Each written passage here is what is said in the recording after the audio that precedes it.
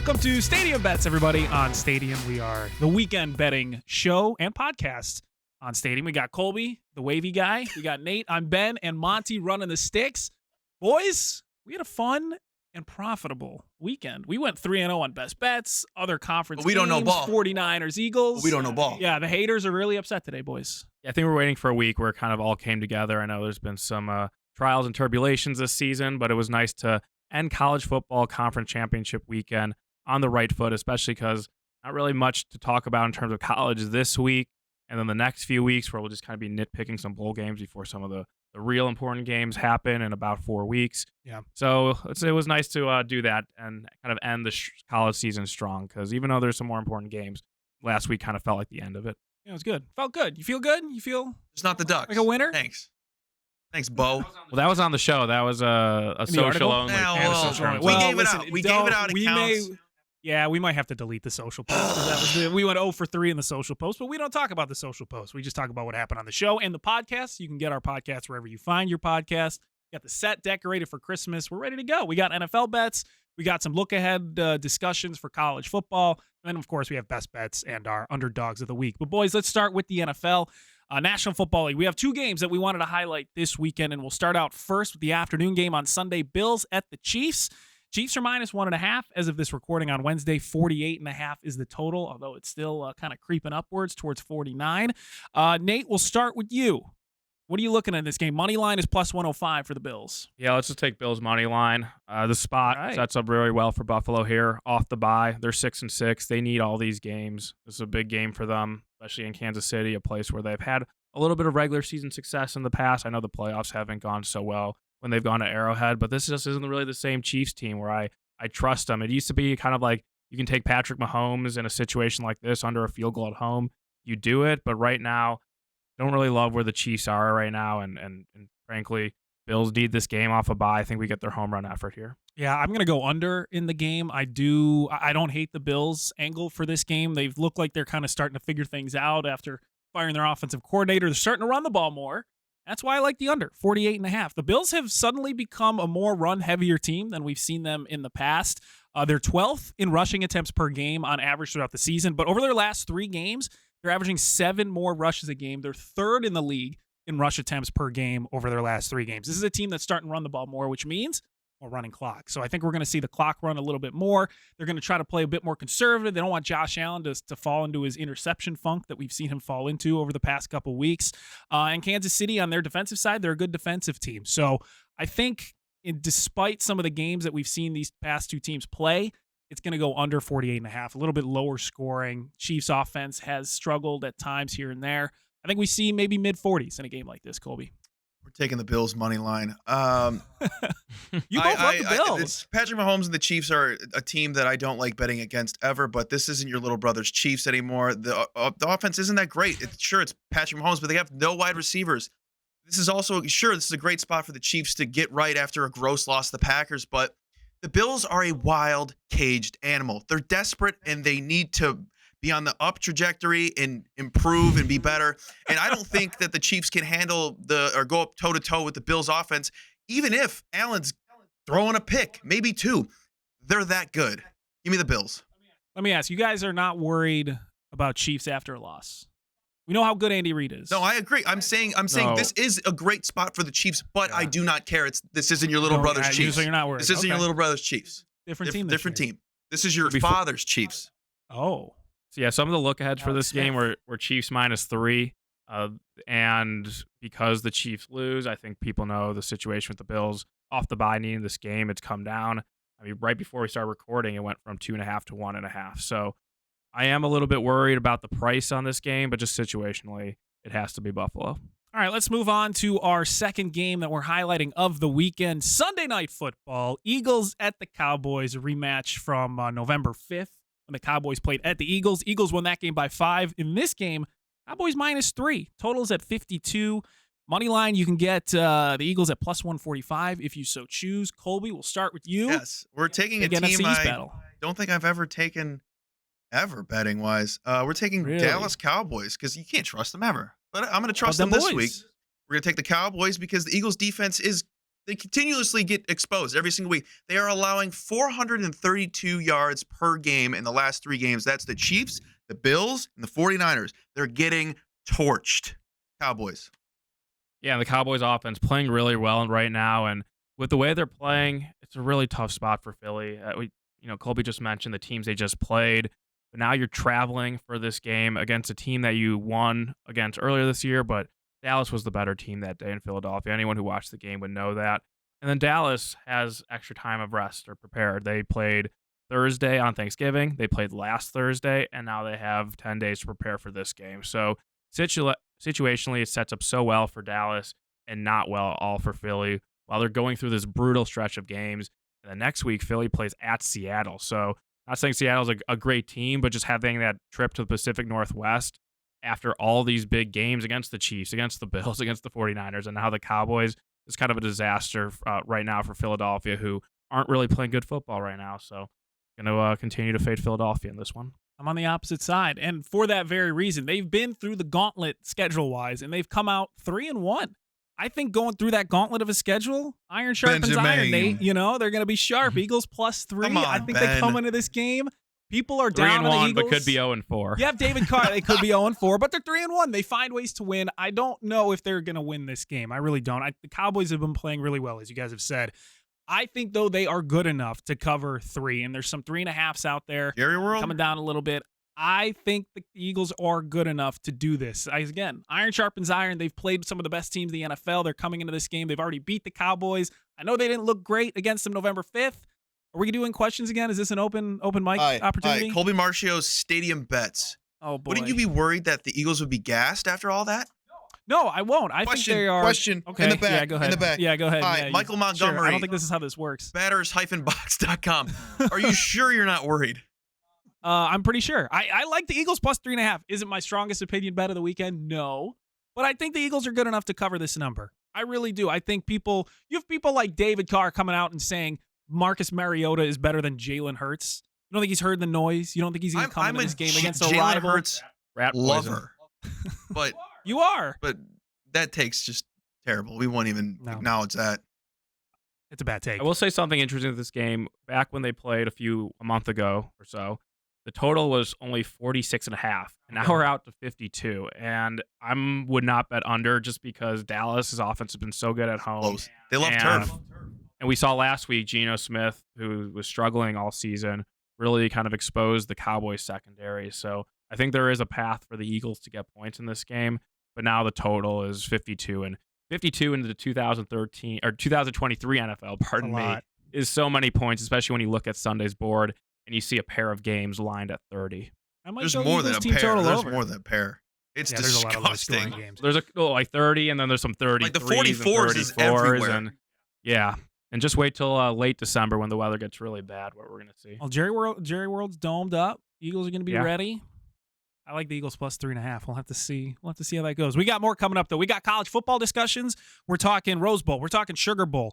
We're talking Army versus Navy. It's about to get real gross in here, and of course, we got our best bets on the way as well. That's all coming up next on Stadium Bets. Welcome back to Stadium Bets. We had some NFL talk, and now we have some college football talk. Now, there's not a lot of college football games happening this weekend. We have some fun games to look forward to. We have the Sugar Bowl. We have the Rose Bowl. But before all that, probably even the bigger game than any of that, Army versus Navy. Foxborough, Massachusetts. Army's -3. Total's 27.5. And Nate, I want you to explain this because you put it in our notes. What's an interesting factoid betting-wise from this game that the people should know? Yeah, so before last year's game, the last 16 games between Army and Navy went under the total.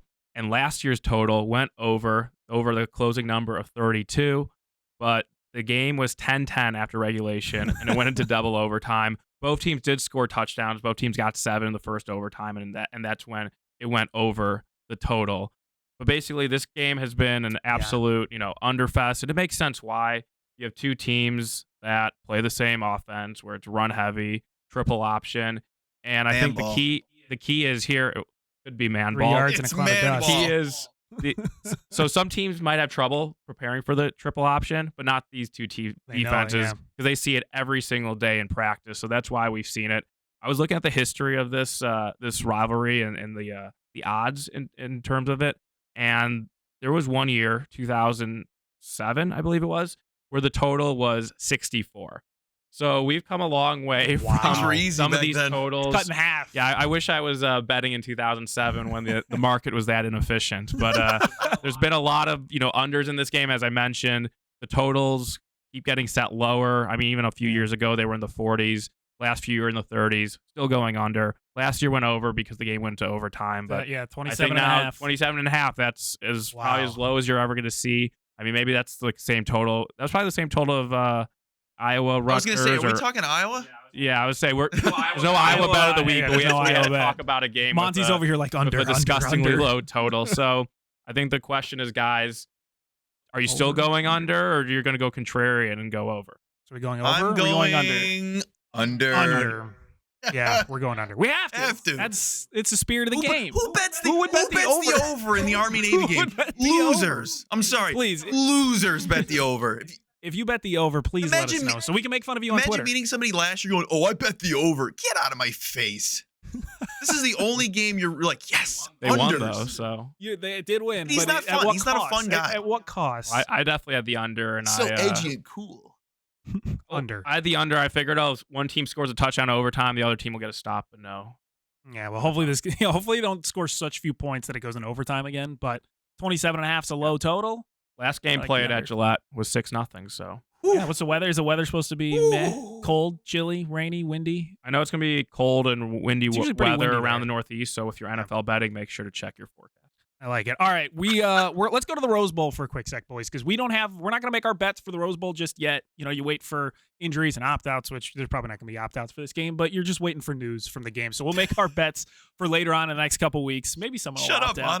Monty. Let's go. Michigan right now is -1. Monty, I see you giggling. 45.5 is the total. What are general thoughts on this game? Because it seems like we're going to be on opposite sides of this one for a game like this. The total or the spread has been moving in Alabama's direction. A lot of people are on Bama. I've seen articles written already. The public loves the Crimson Tide. So Yeah. where are we going, Colby? We're going to the only place that makes sense. I've already taken Alabama money line. I don't care if the public's on it. Everybody could be on it. It's the thing that makes the most sense. The You committee hate has never gotten betting it the more public? right in their entirety of having the No. college football playoffs. They got No. it right. Name the 4 best teams. You're putting Alabama in 10 times out of 10. This is the best team in the country at the moment. They are going to win it all. Alabama, I don't care We're what gonna you win it say. all. Michigan's offense is Did you make a- overrated. did you make a Their future bet? offensive line is dinged up. They're missing their All-American. Their running game is overrated. The running backs are overrated. They can't throw the ball. Alabama is the best team in the country. Book it. You cannot change my mind. Florida State does not deserve to be in. Oh, boy. The only thing I disagree with Colby there is if you really putting the 4 best teams in the country in the playoffs, then Georgia and Ohio State should also be part of this invitation. Alabama's still in there. But that's a topic for another time.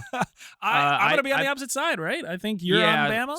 So one of the reasons I like Alabama is we think about what Michigan does well, and it's kind of running the ball and wearing teams down. But Yeah. against Alabama's front and physicality, it's really hard to do that. We've seen it the last 2 years ago when they went up against Georgia. We didn't really see it last year, but they kind of had a really bad showing against TCU, losing as over a touchdown favorite in a similar semifinal spot. And Nick Saban giving him time to prepare for a team that's kind of trending upward. Please. Alabama's the only side I could look. If you like Alabama, probably bet it now. And if you like Michigan, I'd wait all the way up to the Lurking. day of the day on New Year's Day. That's what I'm doing. I'm gonna lurk. This might be. Is Mariah Carey gonna sing anything for that game? Because it's gonna be like Sunday Night Football, right? When she starts singing, that's when you're gonna start hitting that bet. You mean So- Carrie Underwood? Oh, same. Yeah. Dude, same you're thing. so Whatever. into Christmas. I'm very Christmassy. Oh, that's true. I've been listening to a lot of Mariah Carey. I like Michigan though. I'm gonna go Michigan. Let's go to the Sugar Bowl. We'll talk Texas, about this Washington. We'll have updates of this game in the next month. Yeah. And our final picks the week up. So we got Texas, Washington. Texas -4. Total 64.5. We'll start with Nate this time. How are you looking at this game? Yeah, I don't have much on this game now. I think the spread is pretty much right. I know at Washington had that huge game against Oregon, but they were also a 10-point underdog in this game. So there's still a little bit of doubt about Washington, and I'm kind of there. I do want to though kind of going more into the matchup of Washington's pass game and some of their really good wide receivers who will be in the NFL against Texas secondary, because it's hard to run on Texas, but teams have been able to throw on the Longhorns this season. So Very fascinating game. I will say, though, Texas has a big advantage in terms of where this game's being played. In New Orleans, where they're going to have most of the fan support. I feel like Washington, kind of unlucky being a 13-0 conference title or champion, and thinking they're probably going to get into the Rose Bowl and making a short trip for all those people in Washington to go down to LA. And I probably have a lot of West Coast alumni who live in California and would be able to go to this game. So kind of unlucky, I say, for Washington to have to play in that specific stadium and in that city against a Texas team that has never made the playoff, and we know their fans are going to travel well. So I think Texas is going to win, but in terms of point spread and total, still need some time to dissect this one. I have no idea what I'm going to bet for this game. No, I'm with you. I'm like, maybe the total? total's too high, but I like the over. I feel like I know the total seems I feel really like I'll high. wait for it to move. It'll be the day of I will make a bet, or when we talk about it next, because I don't know. I mean, it's probably not going to move that much more drastically, to be quite honest. The for a total game would like move this, more than I feel for like such a the random spread. number. Yeah. I'm probably going to hit the total depending on where it moves. I like the over. First half. But like you said, maybe I was on the Texas team total over last week. That hit. I think their offense is going to be really, really good and effective. And on the other side, we know how effective Washington's offense is as well. The over to me seems like the play here. Maybe the first half I don't feel under that because strongly of all about it. I feel like with all the time these four teams have to prep for each other, first half Right. under makes the most sense. Second half over. Slower pace. Yeah. Everyone's going to be prepared. They're going to be amped up. Yeah. And the Oregon-Washington game, it was a slow starting game where it's like, wow, this is an easy under. And I think it still went under the total, but by like half a point or something. So maybe kind of prepare, like you said, there might be some nerves, some kind of feeling out process, and then try to hit a live over as the game goes on. All right, well, we do have picks. Don't worry. We have picks. We're on the segment with our picks. We have non-playoff college football bowl games that we wanted to get some early bets out in. Colby, we'll start with you, and beware, a lot of these picks, very obscure. All right. I love it. What do you We're take? taking Liberty. I love it. Yeah. This is their Super Bowl. They're going up against a Bo Nix less Duck squad. I thought he was supposed to play. No, I read that he's not. Well, if I'm wrong, TBD. what as I of this read before recording. today, The line suggests he might be I playing. don't think he's playing, but still. Ooh. Sources? Either, regardless, if he's playing His or not, locker if room he's sources? playing or not, I don't care. Taking Liberty. This is their Super Bowl. They will be ready to go. He's playing money? Well, He's playing? I don't care. You can put this Oh, up. Monty just I fact don't checked care. It'll on be air. 14 and a half. I'll still take it. I took it at 15 Maybe and a half. plus 21. I love their offense. They have one of the best offenses statistically in the country. Number one rush, and they have a very, very effective pass game. And Caden Salter, my boy, he'll get it done. All right, we're going to go Liberty fans. What do you like? Liberty fans. Let's go to another a New Year's Six Bowl on December 30th, Orange Bowl. Let's take Florida State plus the 14 against Georgia. I feel like we're going to kind of get a rally the troops effort from Florida State, who was left out of the playoff, even though they were a 13-0 power conference champion. They're in their home state. I feel like the way Mike Norvell's kind of run the program, that they're going to be very motivated for this game to show that they belong in the 4-team playoff. And on the other side, I just don't think we're going to get much from Georgia. I expect a lot of opt-outs from Georgia as we head into the preparations for this game. And Georgia, they won the last two national titles. So the fact that they're not in the playoff, I feel like they're just not going to really show up. And I know their backups are really good, but I feel like this is a lot of points for a Florida State team that maybe they all kind of don't want to be there and don't show motivation. But I'm going to bet on the fact that Norvell can at least get his guys up for this one game and in front of a national audience. Yeah, I'm going to go to Albuquerque, New Mexico. Take the fighting Jerry Kills, New Mexico State, -3 against Fresno State. There's plenty of reasons to take New Mexico State. Motivation. I mean, this team plays for Jerry. They love him. He's a great coach. 10-win season for New Mexico State. Also, Fresno State's head coach, Jeff Tedford, will be stepping away from the team for health reasons, so they're going to be without their head coach. Also, Fresno State lost their last 3 games in a row to finish the season 8-4. I question how motivated this team is after 3 losses to end the season. They're playing in Albuquerque, New Mexico, basically a road game for them. I question that. So I'll take New Mexico State, laying the 3 points. Jerry Kill, love the guy, former Minnesota coach, had to leave for health reasons, and he's really rejuvenated this New Mexico State program. So I'll take a -3. I believe that's a December 16th game, so next Saturday. Coming so up. you'll be able to bet that. I Bet think that now before it goes up. the games that Colby and I gave out were both later on in the bowl process. I checked that screenshot where I thought it said Bo Nix is playing, and it turns out I have dyslexia. He's playing. You put a knot in there. Yeah. That's fair. All right, we're going to take a break. We'll figure out Colby's reading problems during the break. And on the other side, we're going to have best bets and our underdogs. That's coming up next. Welcome back to Stadium Bets. Rapid fire time, boys. Let's start with underdog of the week. Nate, go. Yeah, let me get the Jets over the Texans. Ben, we were at work yesterday, and you told me that the Jets were releasing Tim Boyle, and that was an easy decision to bet the Jets because as long as he's not starting, I want him. Jets win this game outright. All right, I'm going to go with the Chicago Bears off a bye at home playing the Lions. They're getting 3.5. I take that, but I take the money line. Justin Fields is back. Bears defense is healthy. The whole team is healthy, and it's going to be cold. Jared Goff bad in cold weather. Bears for the win.